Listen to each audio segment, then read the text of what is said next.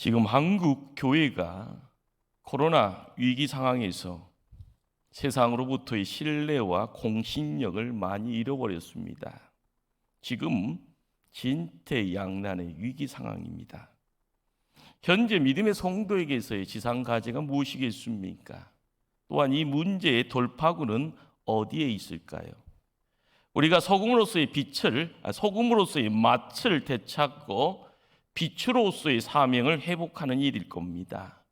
바로 신약 성경의 초대교회가 온 백성에게 칭송받았던 것처럼 세상으로부터의 존경 그리고 신뢰를 회복하는 일입니다.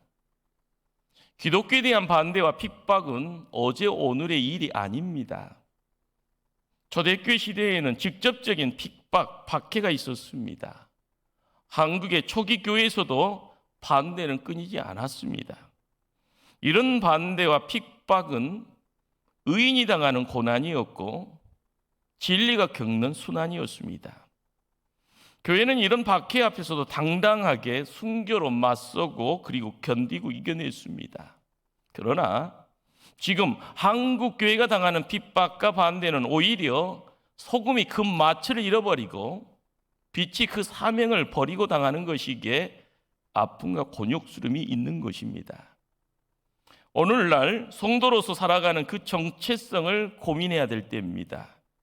교회의 공신력 회복을 위해서 성도의 거룩한 몸부림은 어떻게 해야 드려지는 것이 하나님께 영광 돌릴 수 있을 것인가 고민해야 될 그런 시점에 서 있습니다. 예수님이 너희는 세상의 소금이다, 너희는 세상의 빛이라 말할 때 너희는 누구를 말합니까? 참 중요한 문제입니다. 오늘 본문 이전 마태복음 5장 1절로 12절에 예수님의 팔복산에서의 팔복선언이 있습니다. 심령이 가난한 자 복이 있다 합니다. 복이 있도다라는 이 복받는 그 사람들, 바로 그들이 너희인 겁니다. 예수님이 산에 올랐습니다. 무수한 무리들이 따라옵니다. 그 무리들을 향하여서요 천국의 생명의 말씀들을 증거합니다. 무리들, 제자들, 그 당대에 너무나 초라했던 사람들입니다. 로마라는 큰 나라에 압제당하고요 배운 것도 없었습니다. 가진 것 없었기에요 의지할 것 없었습니다. 바로 그들이 오늘 말씀의 너희입니다. 그들을 향해서 예수님이 말씀합니다. 복되도다, 복된 존재이다, 참으로 존귀하다 말씀하십니다.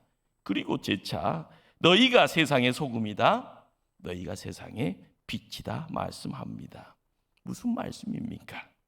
온 세상, 그렇습니다. 우리가 보기에는 어둠의 세상입니다. 지금 보기에는요 할 것 없는 한숨만 지는 그런 세상. 그렇지만 이 세상이 너희 손에 달려있다라는 겁니다.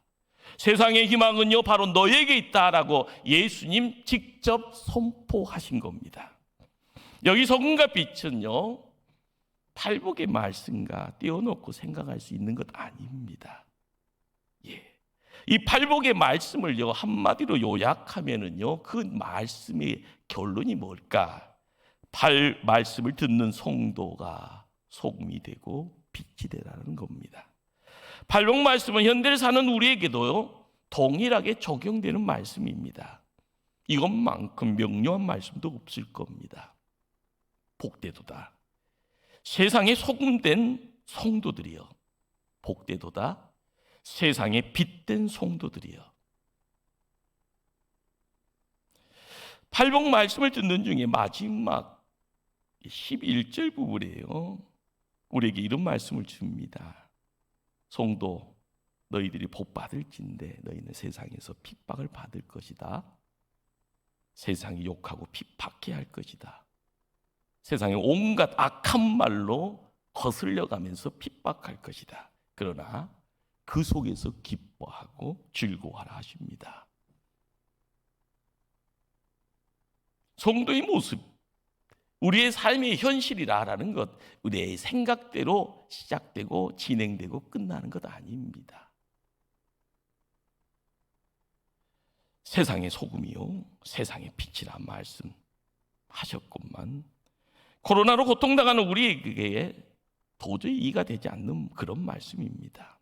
성경은 뭘 이야기합니까? 성경은 도피주의를 거부합니다. 제약된 이 세상 한복판에 십자가 세우라고 말씀하시고요, 교회로 모이라고 이야기하시면서 그들 안에 복음을 증거하고 살라고 말씀합니다. 세상으로도 도망가는 삶을요, 우리는 은둔주의라고 합니다. 세상에 파묻혀 세상 속에 동화되고 세상 사람들과 똑같이 되어버리는 것을 세속주의라고 합니다. 성경은 말합니다. 은둔주의 거부합니다. 세속주의 비극합니다.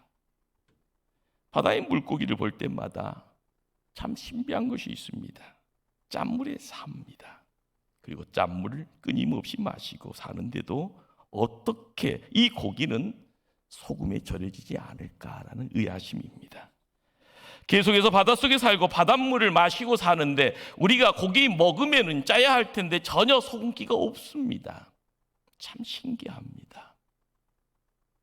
이 땅을 살아가는 성도들, 배가 바다 위에 떠 있습니다. 그러나 바닷물이 배 안에 들어오지는 않습니다. 배 안에 들어오면 큰일입니다. 이것이 세상 한복판에서 살아가는 성도의 모습이라 할 겁니다. 너희는 세상의 황금이다. 우리 예수님이 그랬으면 얼마나 우리의 자존감 올라갑니까? 너희가 세상의 다이아몬드라 하지 아니하시고요, 우리에게 너희는 세상의 소금이라고 말씀하십니다. 당시 팔레스틴에서 아주 흔한 것이 소금입니다. 어디서나 볼 수 있는 값싼 것이 소금이었습니다. 흔하지만 아주 소중한 것이 또한 소금입니다. 어디서나 볼 수는 있지만 없으면 살 수 없는 것이 바로 소금입니다. 집집마다 가득히 있지만 없으면 못 사는 것이 소금입니다. 예수님이 산 정상에서요, 몰려든 무리들에게 하늘의 양식을 전합니다. 천국 복음을 전하죠. 곳곳마다요, 공생의 3년의 시간을 통해서 많은 사람들의 문제 해결하는데 그 문제 해결의 가장 키포인트가 뭘까요? 하늘의 양식 증거하는 겁니다. 그리고 예수님이 십자가에서 죽으셨습니다. 3일 만에 무덤문 박차고 나와 부활을 온전히 증거합니다. 그분이 부활의 주님이 되셨습니다. 지금 우리가 아무것도 모르고 세상 살아가는 존재, 이전에는 그랬다 할지언정 지금 그래서는 안 됩니다. 세상을 창조하신 창조주 하나님이 우리를 향하여서요, 인간을 이렇게 창조했다라고 하시면서 본래 의도를 우리에게 말씀 가운데 깨우쳐 주신 줄 압니다. 우리가 세상의 다이아몬드고 우리가 세상의 황금이면 얼마나 좋겠습니까? 그러나 우리가 부활하신 주님 만났으니 나라는 존재가 어떤 존재라는 것을 깨달아 가야 되고요, 그 깨달음의 자리 속에서요, 이전에 어둠이면 이제는 빛의 자리로 가야 됩니다. 본래적인 기능 다 상실했으면은요, 그 상실의 내용이 아니라 하나님이 주시는 능력으로 다시 한번 나를 거듭나게 만들어야 됩니다. 그것이 회복의 자리라 할 겁니다. 너희가 세상의 소금이다. 무슨 말일까요? 당시든 지금이든 동서고금을 막론하고 소금하면은요, 제일 먼저 생각나는 것이 뭡니까? 맛입니다. 너희가 세상의 소금이다. 맛을 내는 사람 되기를 원하는 줄 믿습니다. 이 맛이요, 세상에서 허락한 맛이 아니라 하나님이 허락하신 맛입니다. 그 사람이 있으면 그것이 재밌어지고요, 그 사람과 더불어 시간을 보내면 행복해지고요, 그 사람이 들어오면은요, 이전에 싸움이, 시기가, 질투가요, 평화로 바뀌어지는 그런 모습. 저 인간하고는 도저히 어울 수 없다 할지언정 인간관계가 회복되어지고 조화스럽게 바뀌어지는 바로 그런 사람, 바로 거기에 소금이 있는 겁니다. 이스라엘 역사 가운데요, 사람들이 평가를 하면서 이야기되어지는 그런 내용이 뭘까요? 믿을 만한 사람, 인격이 신실한 사람, 공동체의 의리를 지킬 줄 아는 사람, 그리고 충성을 할 줄 아는 사람, 젊은이들 가운데 기대가 되어지는 사람, 이런 사람들을 만날 때마다 비유되어지는 물건이 바로 소금입니다. 저 인간은 소금 같은 사람. 그렇죠? 소금이 가지고 있는 본래의 어떤 특징이 뭡니까? 변하지 않는 겁니다. 변하지 않는 약속, 변하지 않는 의리, 바로 이것을 소금 약속이니 소금물이다라는 말을 썼다고 하지요.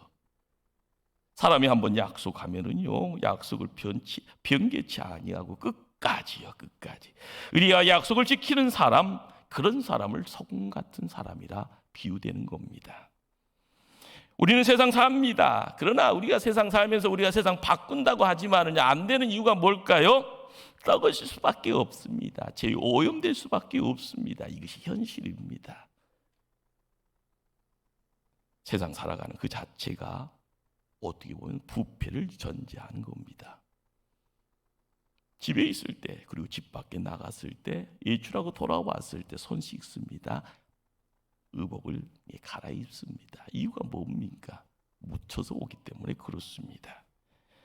그러나 성도들은 이 세상에 살아갈 때 나 자신만이 고귀한 척이요, 깨끗한 척이요, 잘난 척할 수가 없습니다.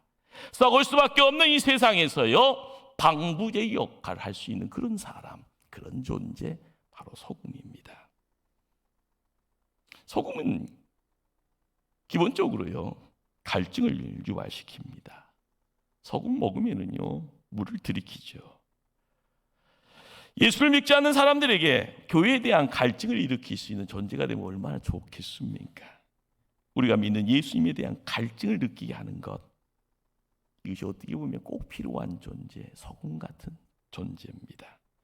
누군가가 우리의 삶을 보고 야, 저 사람이 다니는 교회에 궁금해지는데 저 사람이 믿는 하나님, 예수님은 어떤 존재인가 한번 알아보고 싶다 하면서요, 교회로 발걸음 옮겨온다 하면은 그 대단한 일입니다. 이런 거룩한 목마름을 느끼게 할 수 있는 사람, 바로 소금 같은 사람입니다. 예수님을 만났던 무수한 사람들이 있습니다. 그들이요, 예수님 만나고 나서요, 반응이 어떠합니까? 목마르다는 겁니다. 거룩함에 대한 갈증이 있었습니다. 구원에 대한 갈증이 있었습니다. 너도 나도요, 날마다 새로워질 수 있는 갈증이 있었습니다. 병든 자가 한 자가 치료받을 수 있다라는 갈증이 있었습니다. 바로 그 자리에 니고데모가 그랬고요, 사마리아 여인이 그랬고요, 별 볼 일 없는 삭개가 그랬고요, 그리고 눈이 보이지 않는 바디메오가 그랬습니다. 이 땅 살아가면서요, 상처 많은 사람들이 누굽니까? 상처투성이 인생 살아가는 존재가 누굽니까? 당신이 아니라 납니다. 그렇습니다. 하나님 앞에 세움받아 하나님의 십자가 바라보면서 무릎 꿇고 있는 우리가요, 한 자입니다. 목마름의 갈증, 그것을 누구를 통해서 해결되기를 원합니까? 너희는 세상의 빛이라 합니다. 그 빛은 무엇을 의미할까요? 소금은 음식 속에 녹아 들어가면서 소금의 맛을 냅니다. 그러나 빛은요, 어둠을 밀어 그리고 몰아내므로써 빛이 됩니다. 소금이 세상에 동화되는 것이라 한다면 빛은 세상과 분리되는 것입니다. 소금이 너무 흔하게 널려 있는 것이라 한다면 빛은 고고한 성도의 지위를 얘기합니다. 값싼 것이 소금이라면 존귀한 것이 성도의 삶이 됩니다. 소금이 낮아짐과 겸손과 녹아짐, 그리고 귀하게 사용되어지는 것이 소금이라면 빛은 땅에 살면서 하늘에 속한 존재로 살아가는 삶, 바로 그것이 빛의 내용이 됩니다. 이것을 이름하여 성도의 이중적인 삶이라 이렇게 이야기합니다. 소금이란 세상 속에 녹아지지만 세상이 우리에게 스며 들어오지 못하게 합니다. 빛이란 세상과 전혀 다른 존재이면서도 세상을 변화시키는 능력, 그 능력이 있습니다. 바로 이것이 성도가 가지고 있는 능력이라 이야기되어집니다. 너희는 세상의 빛이라고 할 때 세상이 어두운 것, 그것을 전제합니다. 그렇죠. 우리가 살고 있는 이 세상, 예수님 만나기 이전에는 어두웠던 세상입니다. 그리고 내 인생 어두웠습니다. 어둠이 뭘까요? 불 나가면 어두운 건 자연스러운 겁니다. 그러나 하나님 편에서요, 우리가 인생의 문제를 육으로만 해결되는 것이 아니라 영적인 내용들, 그 내용이 우리의 삶 속에 함께합니다. 생각에 어둠이 있고요, 마음의 어둠이 있고요, 영혼의 어둠이 있는 겁니다. 내 인생 살면서요, 되는 것이 없다라고 이야기할 때는 어둠의 내용들이 나를 속박하기 때문에 그렇습니다. 잘 나가는 듯 하다가요, 갑자기 내 입술에서 불평불만이 있습니다. 누구를 원망합니다. 안 된다고요, 끊임없이요, 스스로를요 채찍하면서 자포자기 자리로 나를 내팽개쳐 버립니다. 왜 그렇습니까? 나도 모르는 뭔가가 있는 겁니다. 생각의 어둠. 그렇죠. 이것은 무지입니다. 아는 것이 없는 겁니다. 마음의 어둠이라는 것이 뭘까요? 마음이 좁아지니요, 진리가 들어갈 틈이 없는 겁니다. 그러기에 우리의 삶의 자리에요, 다 이룬 것처럼 생각되어지지만 항상요 삐져나오는 것이 뭡니까? 시기, 질투가라는 것들이죠. 농사꾼이 잡초를 왜 싫어할까요? 옳지 않는 것이기 때문에 그렇습니다. 영혼의 어둠이다라는 것, 하나님이 창조하셨습니다. 그 창조가 내 안에 들어와 있습니다. 혼란입니다. 혼돈입니다. 무질서입니다. 그러나 하나님은 질서, 카오스, 코스모스의 내용들을 이야기를 하기를 원합니다. 뒤죽박죽 인생이 아니라 하나님은 우리를 통하여서 질서가 무엇인가 이야기하기를 원합니다. 세상의 잡스러운 것의 내용들을 통하여서요, 신이 있네 없네, 무신론에, 그리고 물질주의, 이성주의니 자기의 죄를 바라보지 못하는 가운데서 끊임없이요 몸부림치지만 그것이 늪 속에 갇혀져서 죽음의 내용인지도 모르고 발부둥치는 그런 모습들, 그렇습니다. 어둠이다라는 것, 생각의 어둠, 마음의 어둠, 영혼의 어둠, 이건 빛에 반대되어지는 차원에서의 어둠입니다. 어둠은 빛이 오면 다 사그라집니다. 아무리 강한, 아무리 짙은 색깔의 어둠이 있을지언정 빛이 오면은 어둠은 물러가게 되어져 있습니다. 빛이 무엇입니까? 세상을 밝게 하는 것입니다. 내가 갈 때 세상이 기뻐하고요, 나로 말미암아서 행복이 나누어지는 겁니다. 그렇죠. 생명이라는 것이 그렇습니다. 옛날 시골에서 겨울이 되면 양지 바른 곳에 뱃단을 쌓아놓으면 낮 시간에 되어지면 거기에 옹기종기 사람들이 모여서 놀았다고 합니다. 이유가 뭡니까? 햇빛 모이는 곳은 따뜻하기 때문에 그런 겁니다. 뱃단이 있기보다는 햇빛 모이는 곳에 뱃단이 있는 거고요, 그곳에 사람들이 모이면 즐거운 거고 행복했던 겁니다. 햇빛은 사람들의 마음을 녹여주고요, 내 마음 녹여주는 것으로만 끝나는 것이 아니라 다른 사람의 마음까지 녹여줍니다. 서로의 불편한 관계 녹여주는 것은 내 능력이 아니라 빛의 능력입니다. 이 빛, 그래서 생명을 주는 것이라 이야기합니다. 동식물뿐만이 아니라 이 지구상의 모든 생명체를 살리는 것, 빛입니다. 이 빛, 빛은 길을 인도하지요. 바다에서 배길을 안내하는 것은 등대입니다. 하늘에 떠 있는 비행기가요, 야간에 활주로에 불이 밝히지 아니하면은 활주로에 들어올 수가 없습니다. 어두운 밤에요, 가로등이 있어야만이 차가 길이 어딘지를 알고 안전 운행하면서 사고 없이 달립니다. 우리의 삶을 통하여서 이야기되어지는 자리, 부활의 주님이 없으면 우리는 정처 없이요 그냥 달렸을 겁니다. 그러나 부활의 주님이 오셨습니다. 그 부활의 주님을 만났습니다. 그 부활의 주님이 우리에게 뭔가를 이야기하기를 원합니다. 그리고 우리에게 뭔가를 맡기셨습니다. 오늘 말씀이요 14절 15절 말씀을 제가 읽습니다. 너희는 세상의 빛이라. 산 위에 있는 동네가 숨겨지지 못할 것이요 사람이 등불을 켜서 말 아래 두지 아니하고 등경 위에 두나니 이름으로 지향한 모든 사람에게 비치느니라. 모든 이들에게 비친다. 우리의 인생길이 어떠합니까? 어둠 속에 갇혀 있다 보면은요 모든 것 다 아는 것처럼 이야기되어지는 것이 어둠 안에서 이루어지는 이야기일 겁니다. 그러나 빛의 존재가 빛을 발할 때 세상을 밝히는 겁니다.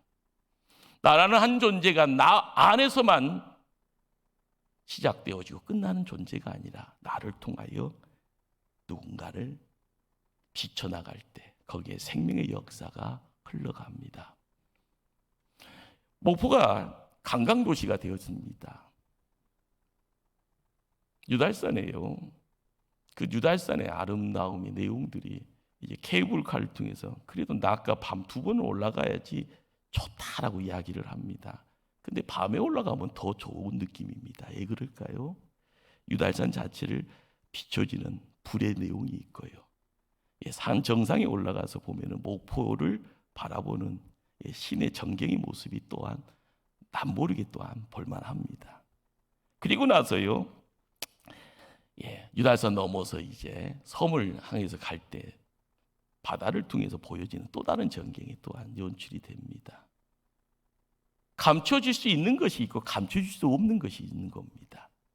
누군가를 통하여서 이야기 되어질 때마다요, 야, 감춰질 것 같이 보여지지만은요, 감춰질 수 없는 것이 역사입니다.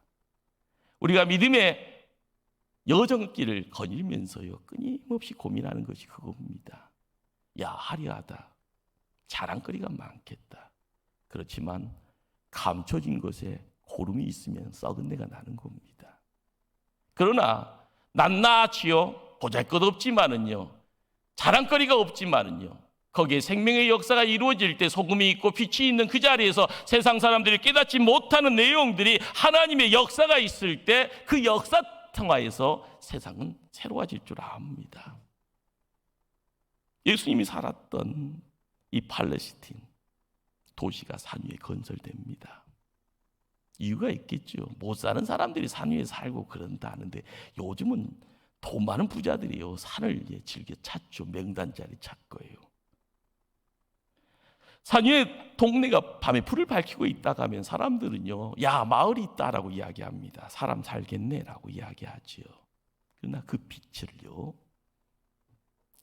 마을 위에다가 대박 밑에다가 감춰버리고요, 시궁창에다 숨겨놓고 뭔가 살아간다고 하면은 세상 살맛 없을 겁니다.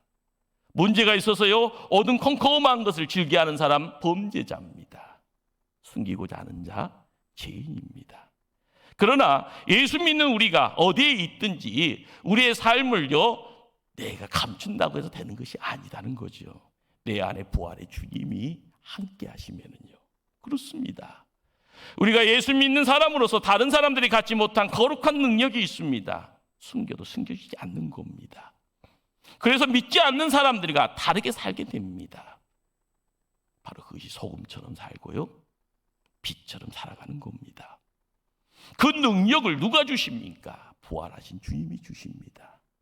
세상을 창조하신 창조주가요, 세상 바라보면서요, 십자가를 세우기 이전에 볼 수 없었기에 하나님 찾습니다. 하나님 소리 들리지 않게 말씀 주시라고 이야기합니다. 그래서 예수님이 이 땅에 오셔서요, 공생의 3년의 세월을 보내며 하늘의 생명 양식을 허락하십니다. 그 생명이요, 진짜 양식인지 깨닫지 못하게 항상 자충우돌이었습니다.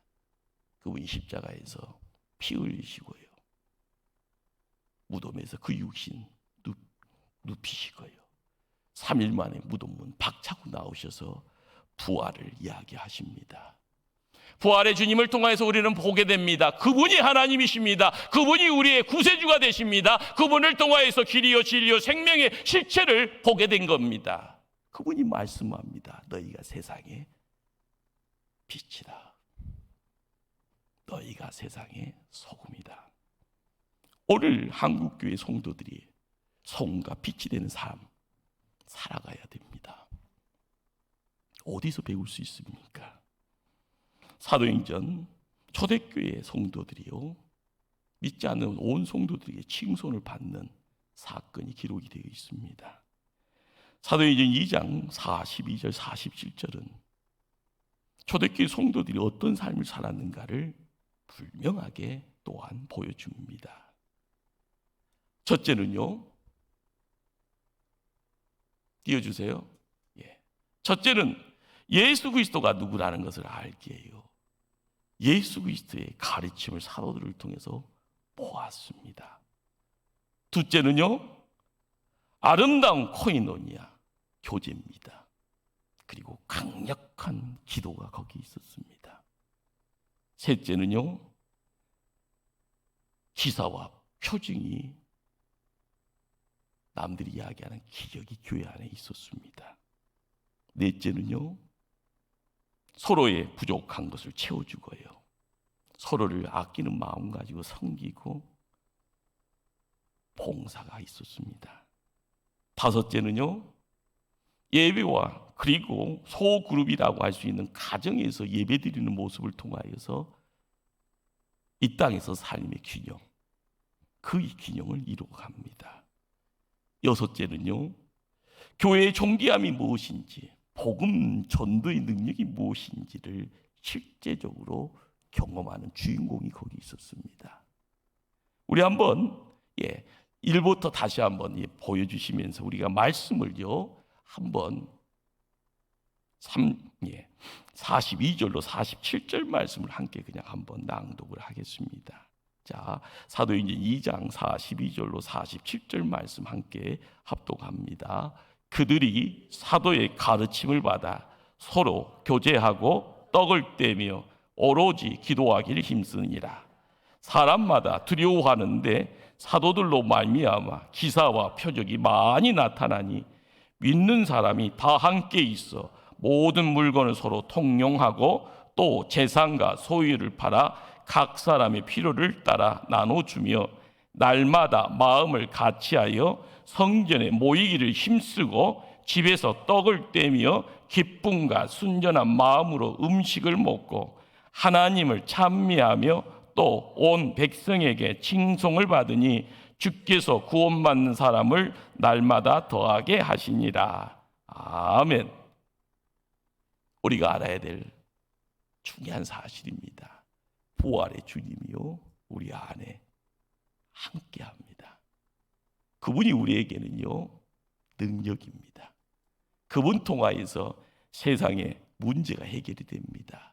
예수님의 말씀입니다. 내가 곧 길이다, 진리다, 생명이다. 그분이 우리에게 말씀 주십니다. 너희가 세상의 소금이다, 너희가 세상의 빛이다. 그 말씀에 순종하는 성도님들이 다 되기를 간절히 주님 이름으로 축원합니다. 기도합니다.